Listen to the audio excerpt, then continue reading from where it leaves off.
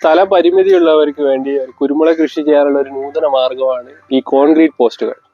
ഇത് നമുക്ക് മാർക്കറ്റിൽ തന്നെ ലഭ്യമാണ്. ഒരു 1000 രൂപ ചെലവ് മാത്രമേ ഇതിന് വരുന്നുള്ളൂ. അപ്പോൾ നമ്മൾ വീട്ടിൽ തന്നെ ഉണ്ടാക്കുകയാണെങ്കിൽ ഏകദേശം ഒരു 600 രൂപ വരുന്നുള്ളൂ. ഇതിനിപ്പോൾ 6mm 4 കമ്പി അല്ലെങ്കിൽ 3 കമ്പി ഉപയോഗിച്ച് കോൺക്രീറ്റ് ചെയ്ത് നമുക്ക് വീട്ടിൽ തന്നെ ഉണ്ടാക്കാൻ പറ്റിയ ഒരു സാധനമാണ്.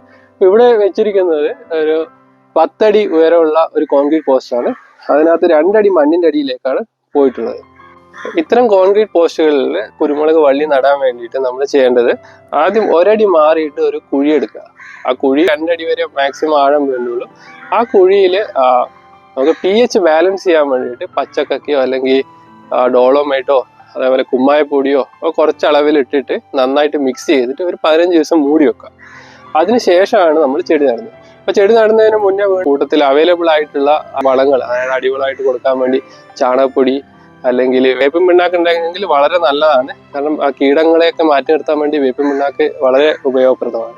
അത്തരത്തിലുള്ള വളങ്ങളൊക്കെ ഇട്ടിട്ട് മൂടിയതിന് ശേഷം നന്നായിട്ടുള്ള ഒരു തൈ തന്നെ സെലക്ട് ചെയ്യണം. അടുക്കളത്തോട്ടാകുമ്പോൾ കൂടുതലും ഷെയ്ഡുള്ള സ്ഥലമാവാൻ സാധ്യതയുണ്ട്. അപ്പോൾ ഷെയ്ഡുള്ള സ്ഥലത്തിന് പറ്റിയ തൈകൾ സെലക്ട് ചെയ്യുക. ഇപ്പോൾ പന്നിയൂർ ഇനങ്ങളാണെങ്കിൽ പന്നിയൂർ 2 അല്ലെങ്കിൽ പന്നിയൂർ 5 ഇനങ്ങളായിരിക്കും ഏറ്റവും ബെസ്റ്റ്. ഇപ്പോൾ ഷെയ്ഡ് ഇല്ലാത്ത നല്ല ഓപ്പൺ ആയിട്ടുള്ള സ്ഥലങ്ങളാണെങ്കിൽ പന്നിയൂർ 1 സെലക്ട് ചെയ്യുക. മറ്റു കർഷകർ ഡെവലപ്പ് ചെയ്ത ഇനങ്ങളാണെങ്കിൽ ഷെയ്ഡുള്ള സ്ഥലത്തിന് പറ്റിയത് കൈരളി അതേപോലെ കുമ്പൂക്കൽ ഇനങ്ങൾ സെലക്ട് ചെയ്യാവുന്നതാണ്. അപ്പോൾ ഈ തൈ നട്ടതിന് ശേഷം ആദ്യം മൾച്ച് ചെയ്യാന്നുള്ളതാണ്. മൾച്ച് ചെയ്യാൻ വേണ്ടിയിട്ട് നമുക്ക് അവൈലബിൾ ആയിട്ടുള്ള പുല്ലോ ചില്ല വെട്ടിയ ഇലയൊക്കെ ഉപയോഗിച്ചിട്ട് നന്നായിട്ട് മൾച്ച് ചെയ്ത് കൊടുക്കുക. പിന്നെ ഓരോ വളർച്ചാ ഘട്ടത്തിൽ, ആദ്യത്തെ ഒരു 6 മാസത്തിൽ 2 മാസം ഇടവിട്ടിട്ട് മേൽവളമായിട്ട് താഴെ അടിവളം കൊടുത്ത് അതേ എമൗണ്ട് തന്നെ കൊടുക്കുക. അത് കഴിഞ്ഞിട്ട് പിന്നെ ഒന്ന് വളർന്നു കഴിഞ്ഞാൽ നമുക്ക് 6 മാസം ഇടവിട്ടിട്ട് വളം കൊടുത്താൽ മതിയാവും. ഇതിന്റെ കൂടെ മറ്റ് ചില കാര്യങ്ങൾ ചെയ്യേണ്ടത് പെസ്റ്റിസൈഡുകളാണ്. അപ്പം ഓർഗാനിക് ആയിട്ട് കിട്ടുന്ന പെസ്റ്റിസൈഡാണ് നീം പെസ്റ്റ്. അത് ഒരു മാസത്തിൽ ഒരിക്കലെങ്കിലും ഇലകളിലും തണ്ടുകളിലും സ്പ്രേ ചെയ്ത് കൊടുക്കുക. അതേപോലെ ഫംഗസ് ഇൻഫെക്ഷൻ കാരണം ഉണ്ടാകുന്ന അസുഖങ്ങൾ കുറക്കാൻ വേണ്ടിയിട്ട് സ്യൂഡോമോണസ് മാസത്തിൽ ഒരിക്കൽ സ്പ്രേ ചെയ്ത് കൊടുക്കാം.